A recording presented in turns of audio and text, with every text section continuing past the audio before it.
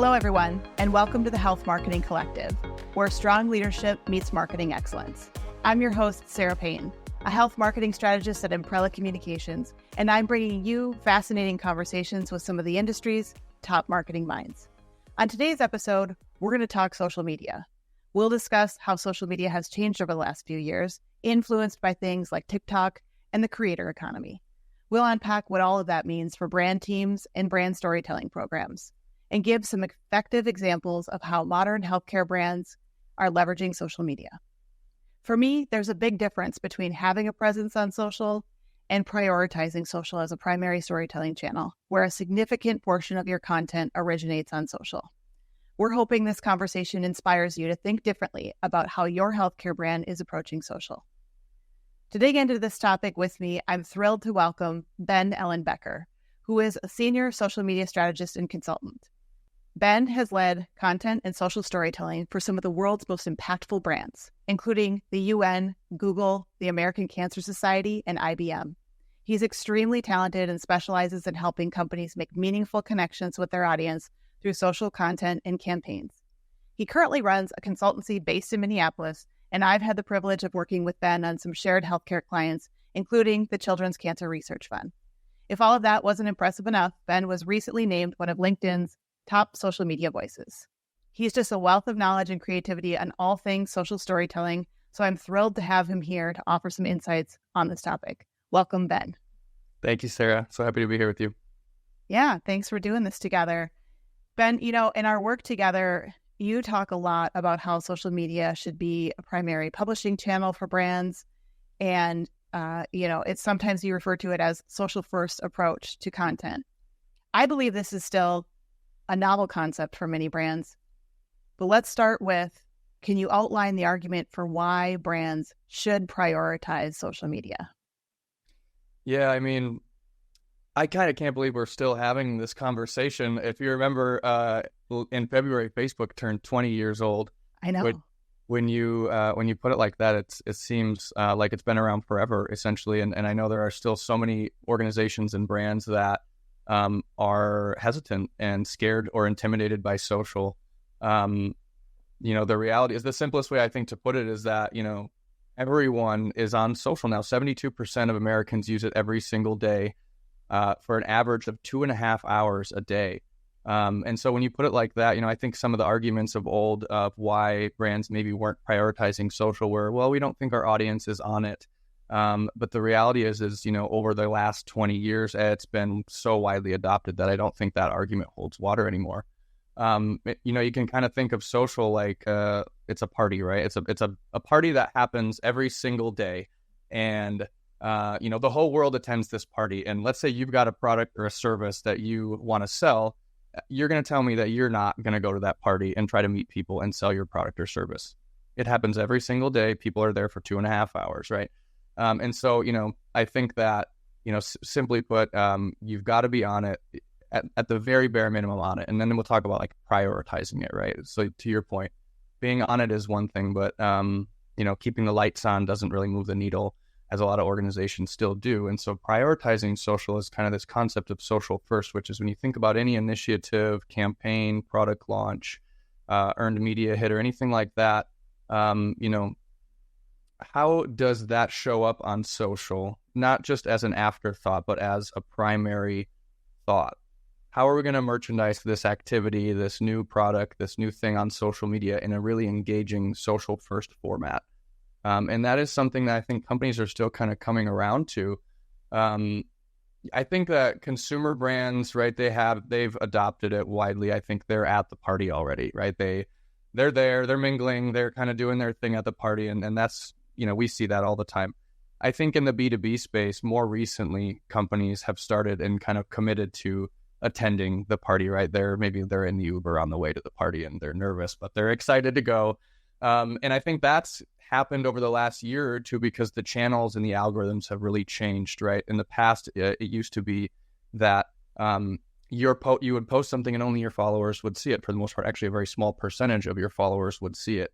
But now we're in sort of the interest era of social, which is an algorithmic change. And that means that you post something and sure, some of your followers will see it, but the majority of people that are that the platforms will push that post to are people that they don't know you yet, but the algorithm thinks that they might enjoy your content. And so what that switch, this interest era, this For You page on TikTok or the Explore page on Instagram does, is it gives companies like B2B brands who maybe don't have a large following an opportunity to reach new people, or reach a lot of people if they can create compelling content. And so it's easier than ever to find your people on social, to find your niche community, and really connect with them through content. And then when we think about healthcare too, specifically, right, I think that healthcare brands are even more nervous about attending the party, if you will, right? They maybe they know they need to go, but they are worried that they just don't know what to wear. They're just too nervous to go. And that's an interesting one. I wanted to ask you about that. What do you feel like is your understanding of that hesitation or barrier in the healthcare space? Yeah, I mean, some of it for sure has to do with, the regulatory requirements in the industry and some concerns there. And I know we're going to get into that a little bit in terms of some tips for maybe how people can still create engaging, interesting content, if you will, still keeping those regulatory requirements in mind. Mm-hmm. I think that's one of them. I also think there is this, as you mentioned earlier, this question around, is my audience really there? Mm-hmm. Right? Particularly, I mean, I think, brands are going to tend to lean B2B, specifically brands are going to lean more into LinkedIn and be perhaps more hesitant for Instagram or for sure TikTok, right? So part of it's the audience, part of it is regulatory requirements. And then I think there's still this, I'm just going to call the word sort of stiffness around this feeling, this need to be polished and pretty strict in the content. And maybe that doesn't necessarily always bode well for creating connection and emotional resonance. But I think we have a tremendous amount of potential in healthcare, because this is really literally, in many cases, about saving people's lives, right? Mm-hmm. And making their lives better, increasing quality of life for many people. So I think there's an opportunity to really push our purpose-driven brand narratives, our thought leadership narratives, to draw out more of those emotional stories and not be afraid to explore creatively what that could look like, to your point, Ben, not just in a press release that you put out, or not just in a, scripted speech that your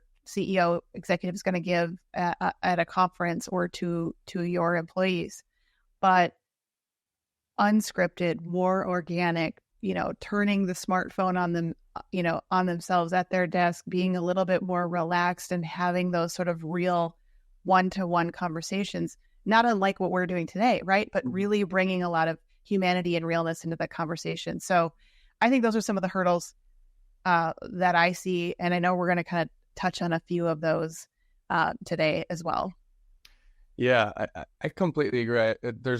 It's kind of a creative, I think, yes, people aren't prioritizing social, or some B2B and healthcare brands aren't, but at the end of the day, everyone knows they need to be there. It's like there's a paralysis around how to show up on social. Yes. And it's almost a creative problem to solve. And I think that there are now finally some really great modern solutions to that problem, like the creator economy, which we'll touch on, and things like that, where, you have this economy of people on TikTok who are fantastic at making social videos. And in the past, that used to cost a lot of money to make a lot of video content, and it doesn't anymore. You can leverage these creators to make videos for your company to come to your office or whatever.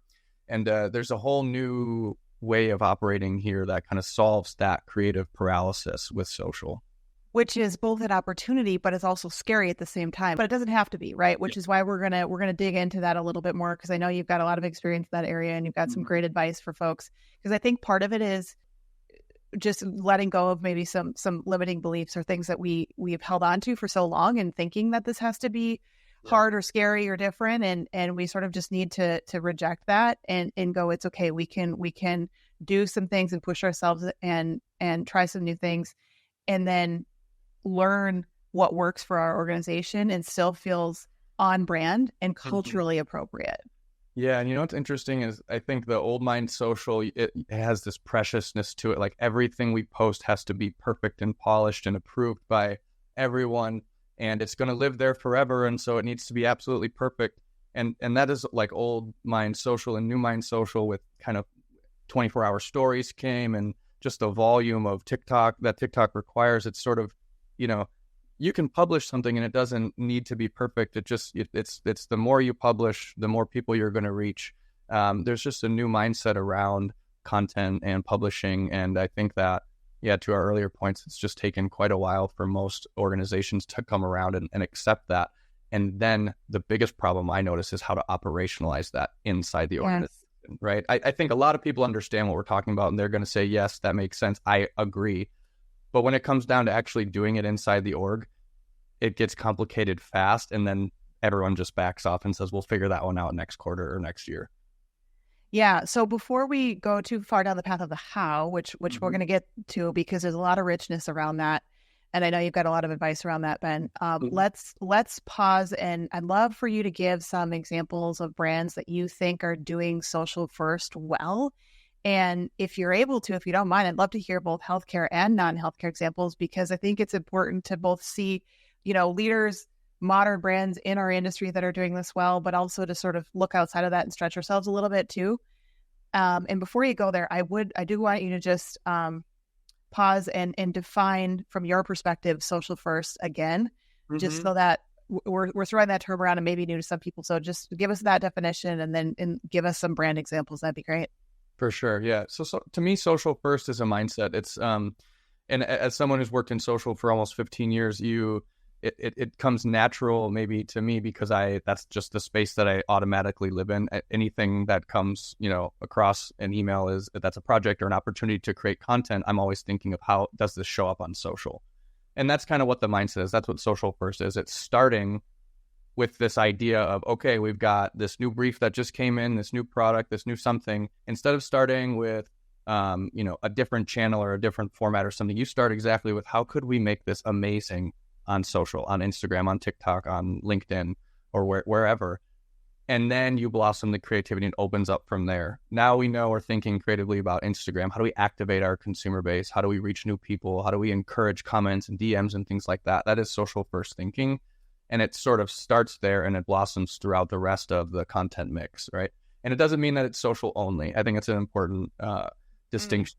Social first is just a way to start to make sure that it's not forgotten in the marketing mix or in the content mix. A lot of times what I see on projects and with clients is something we'll kick something off a campaign and the week before it launches, someone emails, what's the social plan for this? And then yes, get really stressed out. And that's, where everyone scrambles and pulls together a plan for then when you post a static image on Instagram for a whole product launch, which it deserves so much more than that.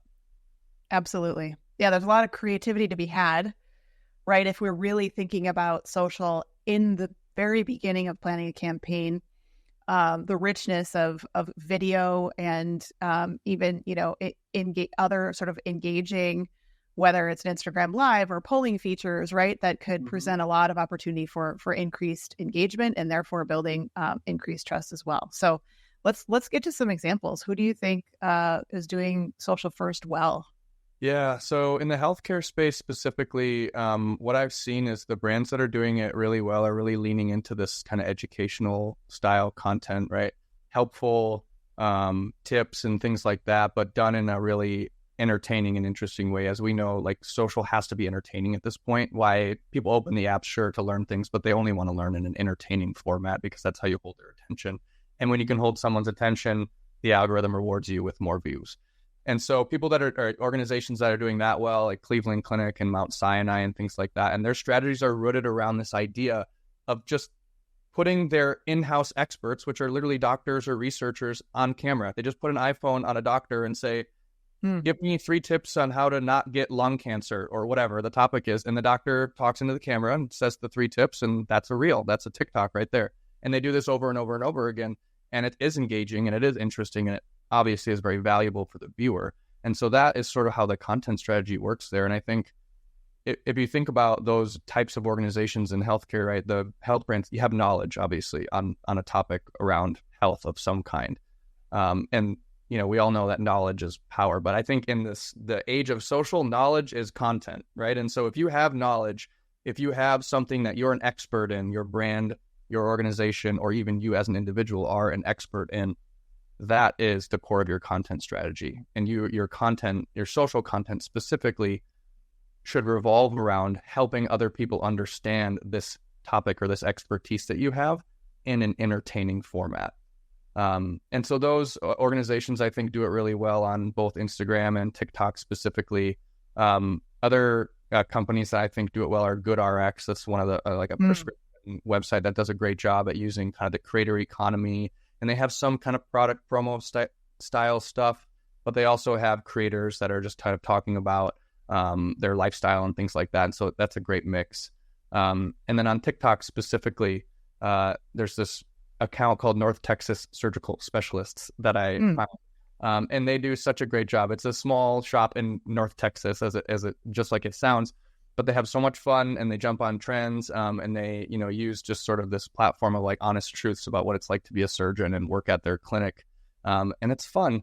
And I think that is important for social, to our part earlier, that so many healthcare brands are so stiff sometimes. And I think the ones that are doing it well are having fun and they're not afraid to be funny or silly, while still being helpful, Yeah. A lot. Yeah.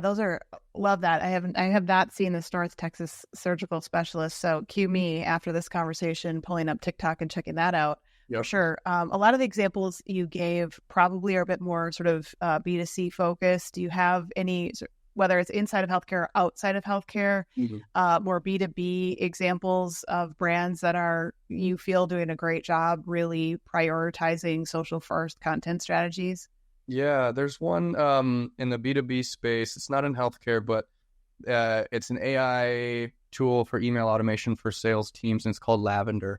And they're kind of hot right now in the content space because what Lavender is doing is they are creating this really entertaining episodic content that revolves around their topics of cold emailing and how to increase your sales conversion and stuff like that. It's a marketing tool essentially, but instead of talking about the nitty gritty technical aspects, which almost 99% of other marketing tools or tools would lean into, they play on this like fictional episodic content, and they create characters and they do storytelling in this really fun, interesting way. And they do it on social, but what they do is they drive that traffic back to a streaming hub on their website. And so they're using social as a traffic generator, which drives back to their website, but not to like a conversion page. They're driving to almost like a Netflix style streaming hub, so you can just watch more Interesting videos. Yeah, it's really smart and it's really entertaining, which goes back to sort of the core is like, if you have an otherwise boring topic or business, right? Sales software, insurance, things like that, they're not inherently sexy, right? Find a way to make them entertaining. Find a way to make it fun to watch. Think about your consumer and say, what would make them smile? What would make them laugh? What would make them want to watch 3 in a row? And if you can find a topic or a concept where you agree that like, yeah, that's great, and that person would watch several of those in a row, they would, mini binge it or something, then maybe you're onto something and maybe you should make a series out of that for social. Yeah, I love that. One of the things the points you just made that I think needs to be repeated so it doesn't get lost is don't go too quickly to a conversion, right?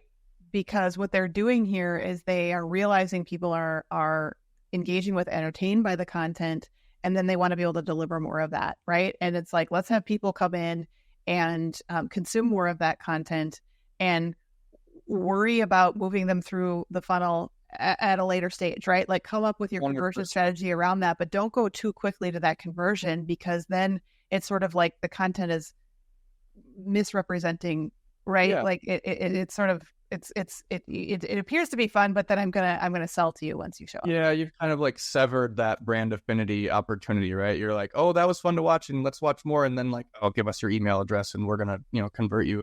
It kind of ruins the experience.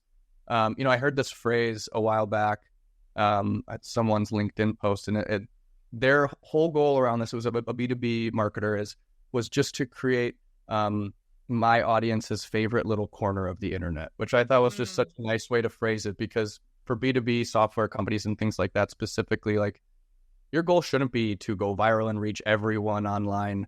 at any given time. You only need a very small slice. You just need to find your people and make them love your little corner of the internet through entertaining and engaging content. And I just thought that was such a nice way to visualize it. And that's a great goal. If you can find a community, a niche community that absolutely loves your company, your brand, your content, and your product, hopefully, that is a win in today's game, in my opinion. I agree. That's such a great one to share. Find your people, and I agree with you. There's the other takeaway here is to not try to be all things to all people, because it's a mistake a lot of brands make, not just on social, but in their marketing in general. So I think that's a great reminder here. So let's talk more about the how.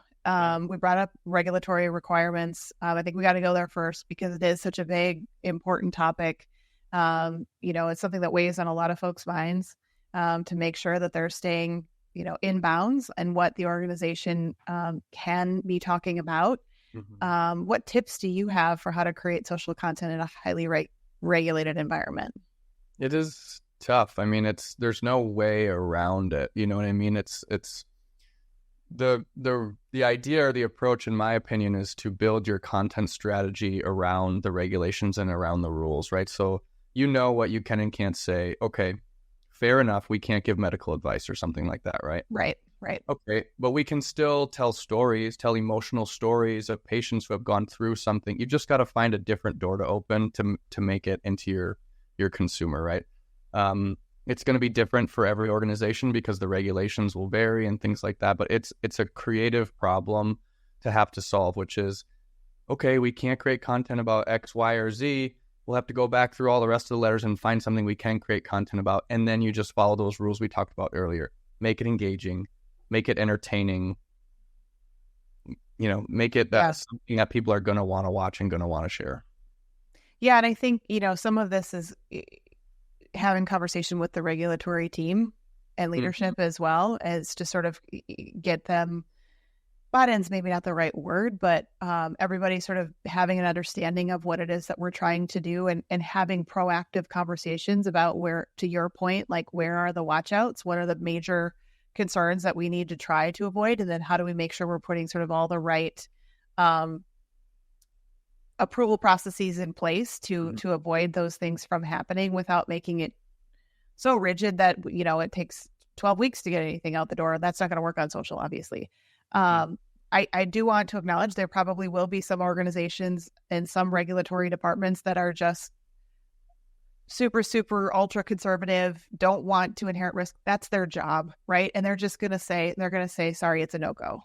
Yeah. And I don't know that we have any particular, tips or advice that's going to overcome that. But I think there are some leaders when they're educated on what the organization is trying to do through marketing, through social media, and can be shown all of the different sort of checks and balances that are being put in place to help uphold that.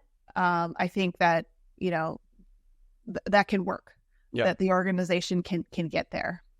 Yeah, I totally agree. Those meetings to bring everyone together, right? And to help, like, you bring the social lead into a meeting with legal or with regulatory, and show examples of what other companies are doing in the same space, and ask questions. How are they able to do this? And how could we maybe do something similar, right? And just have that open conversation. And I guarantee you will leave that room with some semblance of a direction that wins for everybody.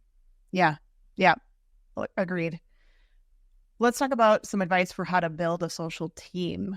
And I know you've worked with both large, complex organizations as well as startup organizations, and those team structures are going to look very, very different. But what are your thoughts on how to build a team to do this kind of work really well?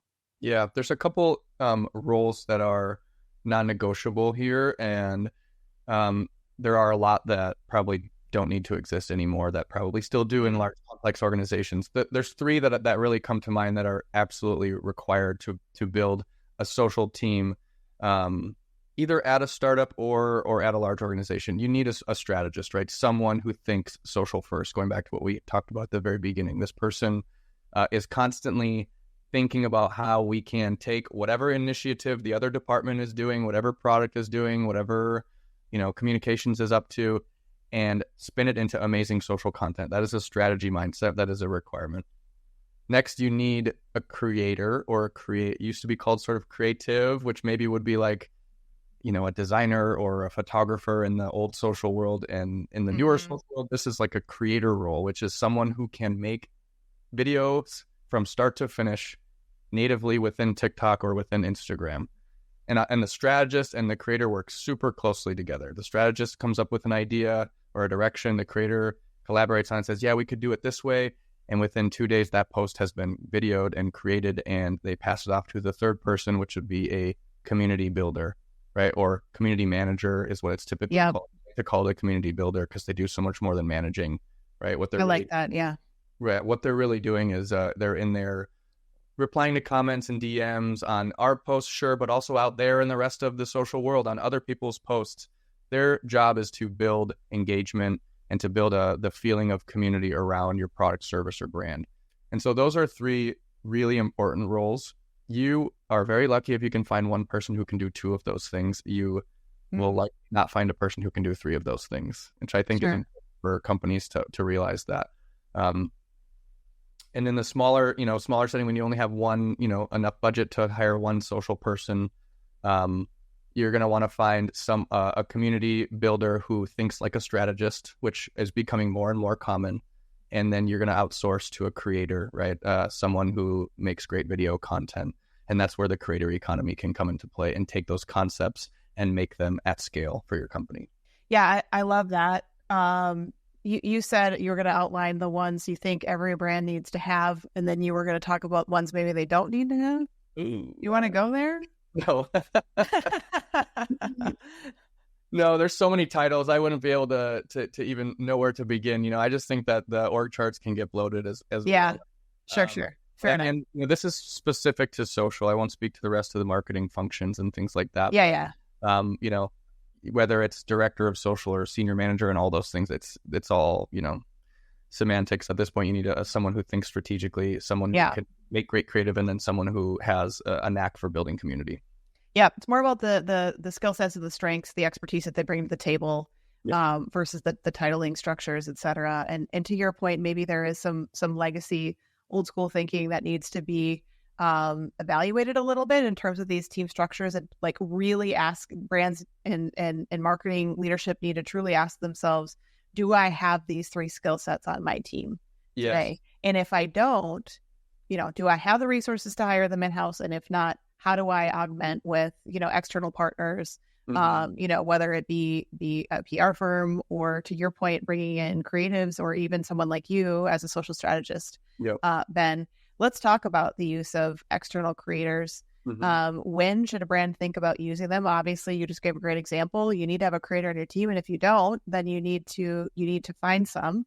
But I think this notion scares some people because I think there's this conception or perception, right or wrong, that people are going to be giving up control, right, of their brand to a creator. So let's talk a little bit about when a brand should think about using them and what that's like and how they can do that well. Yeah, let me start with defining it, because I think that there can be some confusion in the industry about the difference between influencer and creator. Yes. So if you remember years ago when influencer marketing was the hottest thing and everybody, is activating influencers to talk about their product or whatever on the influencers' profiles because they want to reach their 250,000 followers or whatever. That's influencer marketing. We all totally understand that for a very long time. It's my opinion that influencer marketing is dead because the trust, right? Consumers caught on. When it was first revealed, we're like, oh my gosh, this person believes in that product. I'm going to buy it. That's amazing. But now it's #ad at the beginning of the caption. And we've caught on. We all understand that they're getting paid to say this, and we don't believe it anymore. So it's lost its power, its buying power, in my opinion.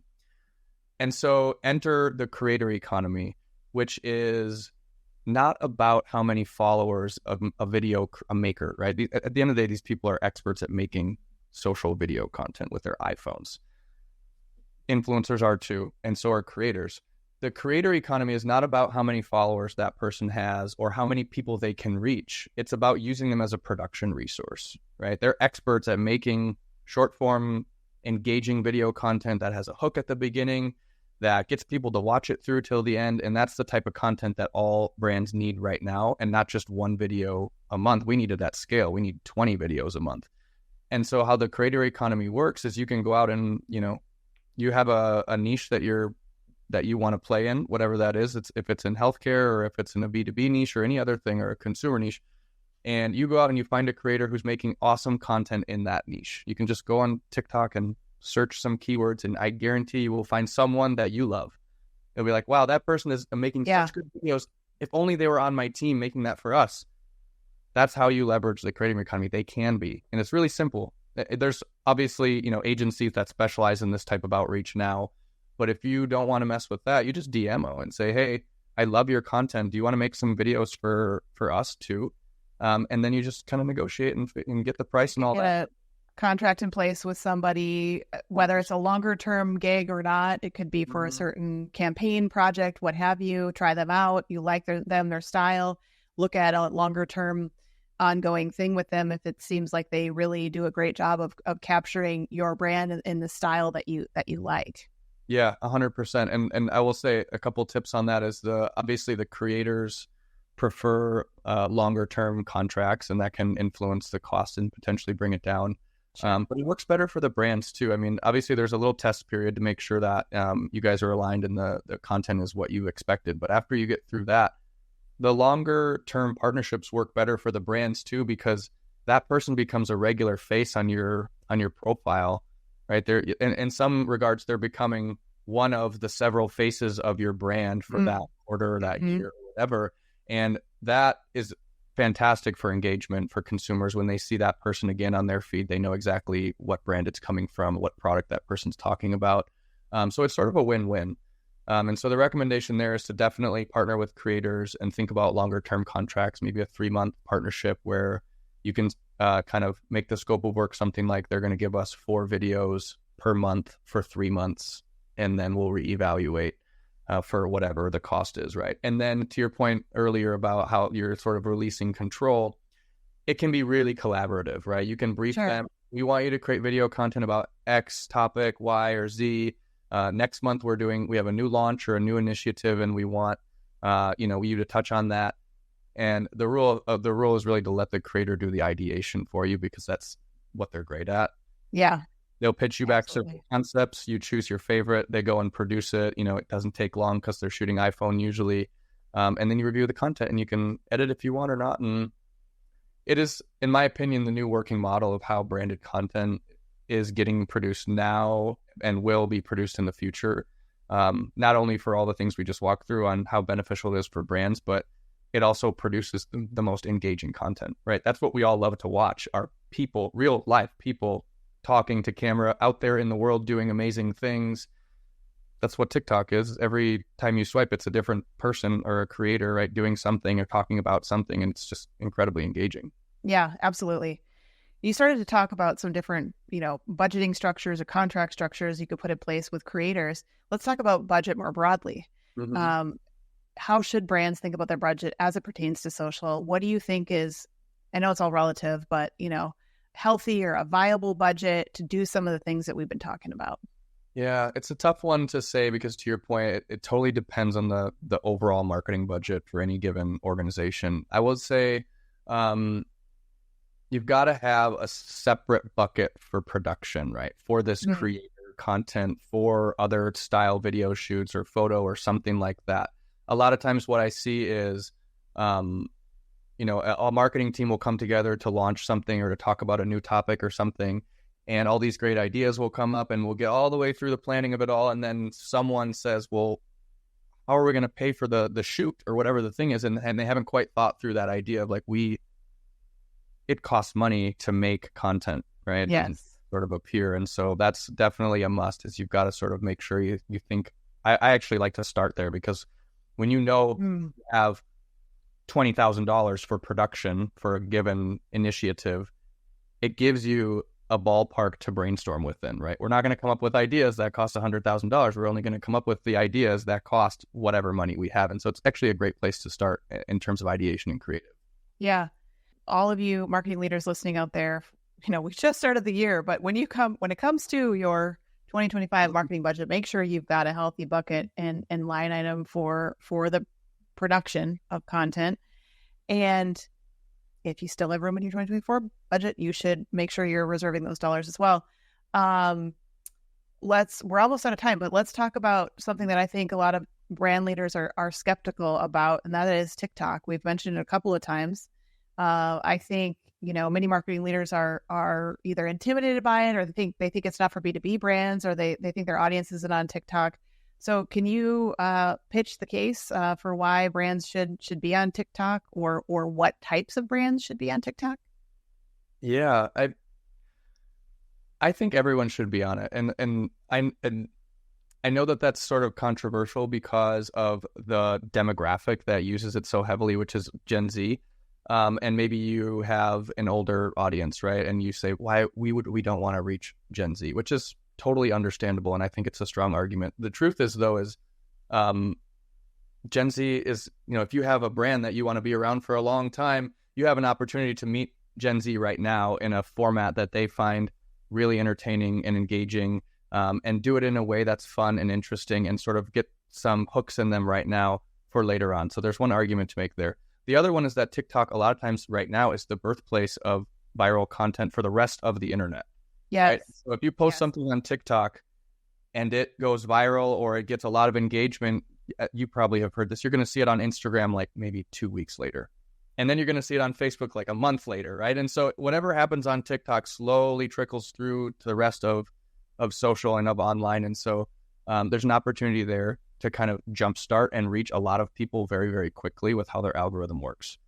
And then lastly, speaking to the algorithm, it's one of the places, I talk a little bit about the interest era of social right now, where you can reach really, really niche but passionate communities on TikTok with your content. And so let's say you have a B2B organization or a brand, and you don't feel like you have any business being on TikTok and talking to Gen Zers. Well, whoever you're trying to reach is on TikTok, and there's a small group of them, but they're incredibly engaged and they love watching content. And it goes back to that point I made earlier.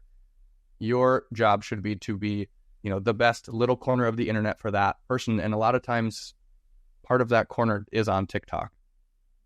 So I've got 4 kind of quick tips for TikTok right now that I think. Yeah, that's great. Let's do it.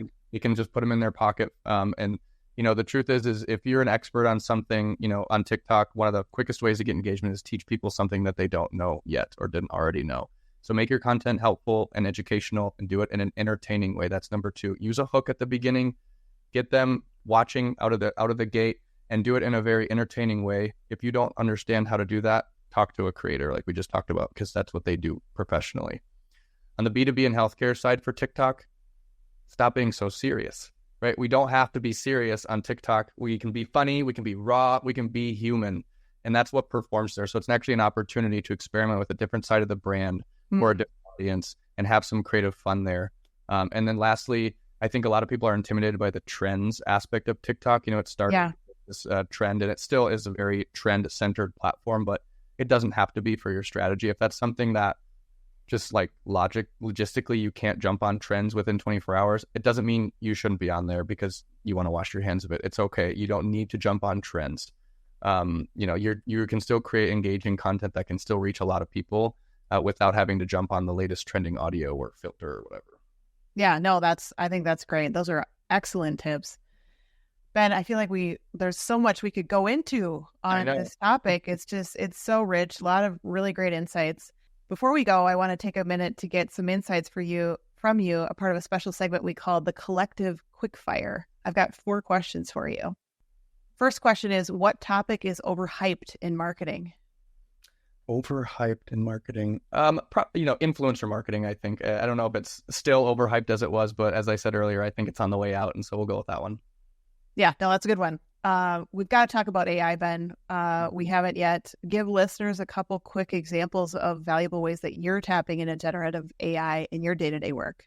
Yeah, for sure. I would say like top surface level ideation for social concepts. If you know how to prompt AI to start to think like a social marketer, and you want, an Instagram video idea for whatever topic you need to talk about for that day, it's a great tool for an idea starter. That's for sure.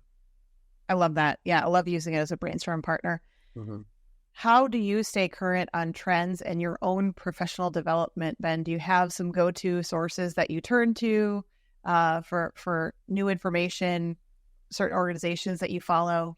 Yeah, LinkedIn has changed so much over the last year. It's, it used to be, a resume holder, and now they've just changed the whole platform. It actually has a creator program, and so it's encouraging people to post more and to give tips and stuff like that. So I've been able to grow a community, excuse me, on LinkedIn, and my feed is just filled with social marketers who are constantly giving tips and case studies and amazing things that they saw online. And so that's where I go, every morning to kind of get in the brain space for thinking creatively about social. And I have some newsletters too. There's a lot of great, thought leaders who have started their own newsletters that send once a week for, best in class social that's out there right now. Yeah, no, I love that. Lastly, what's the best podcast episode or book on either leadership or marketing that you've consumed recently? Best podcast episode. This is kind of an old one, but I still listen to it. Reid Hoffman, who's the founder of LinkedIn, has a podcast on entrepreneurship. I'm trying to think of the name of it. We can put it in the show notes, name, but it's a great podcast. It interviews entrepreneurs and builders who have built, startups to billion-dollar companies, and just talks about how they did it, what challenges they faced, and it's really inspiring. And it's also just fun to hear sort of how, these companies started from nothing and grew to unicorns. So I'd say that one. Oh, that's really great. Well, this has been fun, Ben. Thanks so much for doing this with me today. A lot of really great insights for folks. I suspect people may want to reach out to you and talk social a little bit further. How can listeners get in touch with you? Yeah, thank you.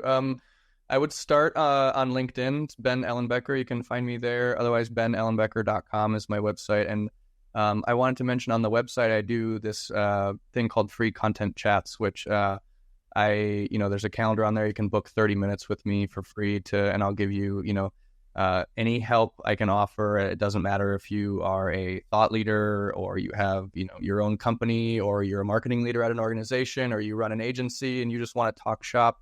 It's just a great, 30-minute chat about anything that comes up. And I've been doing that for the last 6 months or so, and it's been so awesome to just meet people and, talk shop. So book 30 minutes with me at benellenbecker.com. Otherwise, connect on LinkedIn. Love it. Thanks, Ben. Mm-hmm. As usual, the collective dished out some pretty great insights today. If you're feeling inspired, do us a favor and subscribe wherever you get your podcasts. Thanks for being part of the Health Marketing Collective, where strong leadership meets marketing excellence, because the future of healthcare depends on it. See you next time.